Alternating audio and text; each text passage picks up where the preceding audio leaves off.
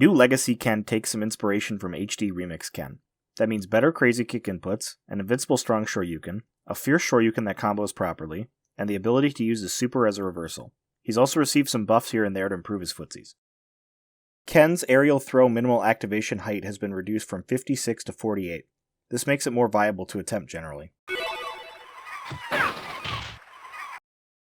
Ken now has built-in safe jumps after his knee bash throw against Guile, Chun-Li, and Sagat.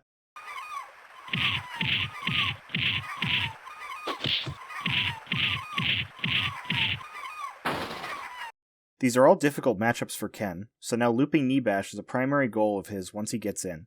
Don't worry, they all have ways of escaping it though. And keep in mind these throw loops don't work in the corner.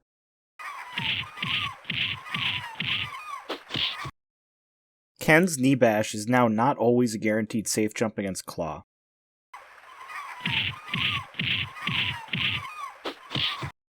Claw lost his ability to store his Scarlet Terror reversal, so he would have no way out of it. Now it's a gamble for Ken to attempt it, because Claw can beat it with a reversal Scarlet Terror. Keep in mind Claw lost his dive loops in this matchup as well, so this change stops things from being too lopsided. It's still a very difficult situation for Claw though.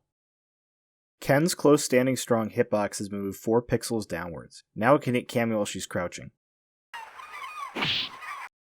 Originally, I wasn't going to mention this change again, but it was made specifically for Ken so he could combo into Fierce Shoryuken from a standing normal, so it's worth bringing up now. Ken's standing short now has 2 frames faster startup, 1 frame faster recovery, a reduced leg hurt box, an expanded hitbox forward by 4 pixels, and a damage buff from 14 to 18 points. It's now much more usable in footsies. Ken's crouching forward has had its last startup and first recovery parts hurt boxes reduced. Now it's similar to the old Shotos. This makes it trade in places it would otherwise lose, which is particularly helpful versus Chun's crouching forward. Ken's standing roundhouse has had its last startup frame leg hurt box reduced by 14 pixels, its hitbox has been expanded 4 pixels forward and 6 pixels upwards, and its active leg hurt box decreased vertically by 1 pixel. It can now beat moves like Dulcim standing kicks and trade with Chun-Li's crouching forward, though the spacing and timing on that one is strict. Boxer's crouching forward also whiffs against it now. Ken's head hurt box during his crouching roundhouse recovery frames has been moved 8 pixels backwards. I demonstrated this already in the Ryu video, but forgot to mention that Ken got it as well. Ken's diagonal jumping forward now has only 1 active hitbox instead of 2. The hitbox doesn't extend as far vertically, but Ken received a smaller push box on this move as well, so it's easier to hit slimmer characters with it. Now it's a better cross-up. Ken received the same Hadouken recovery fix that Ryu and Akuma did, so all of his Hadoukens now have the proper recovery. This is effectively a nerf to his zoning game. Ken's strong Shoryuken is now a one-hit move and is invincible on the way up. This was a change David Sirlin made in HD Remix, and it worked very well in that game. It basically gives Ken a totally invulnerable but unsafe reversal option, so it's a fair change.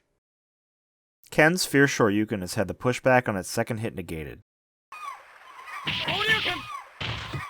Now it combos into itself much more consistently.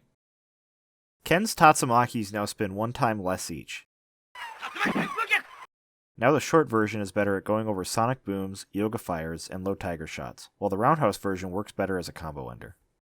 Ken's crazy kicks are now performed with quarter circle forward inputs, with the kick used determined by kick strength. Outside crescent is performed with short, inside crescent is performed with forward, and his old roundhouse kick is performed with roundhouse.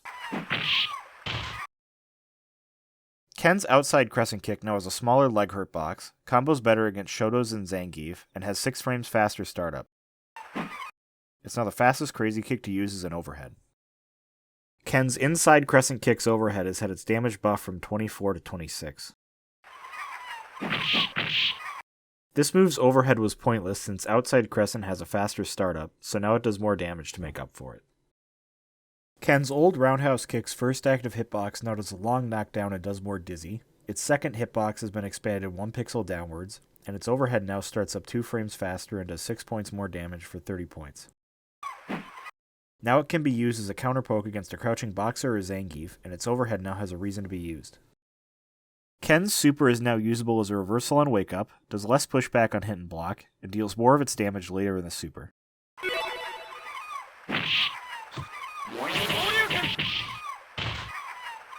It now connects properly against all characters on block, and the damage change makes it more rewarding as an anti-air.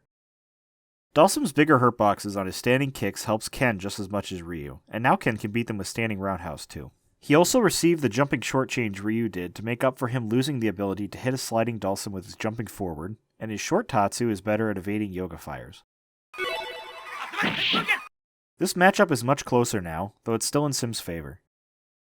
Ken's footsie game against Chun-Li has improved considerably thanks to his improved standing short, crouching forward, and crouching roundhouse. His knee bash now sets up a built-in safe jump against her, so Ken can go for loops as long as he's not facing the corner. Keep in mind that Chun is still at advantage in the neutral game and has a bigger throw range than Ken, so she can still escape it. Chun's super nerf also helps Ken in the footsie game, but it's now better at passing through projectiles. Now it works like Boxer's super in that respect.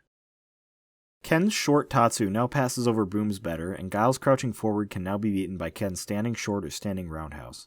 Ken can also safe jump Guile after a knee bash, just like Chun-Li, as long as he isn't facing the corner, which is a huge plus for him in this matchup. Guile can still escape it by counter-throwing. Ken's footsie tools and his up-close game have been buffed considerably, which is a more interesting direction to take him than just buffing his Hadoukens. The simplified crazy kick inputs, consistently hitting fierce Shoryuken, and better super are great additions as well. He's now the go-to Shoto to pick if you like their basic game plan but prefer stronger footsie and pressure tools over zoning ability.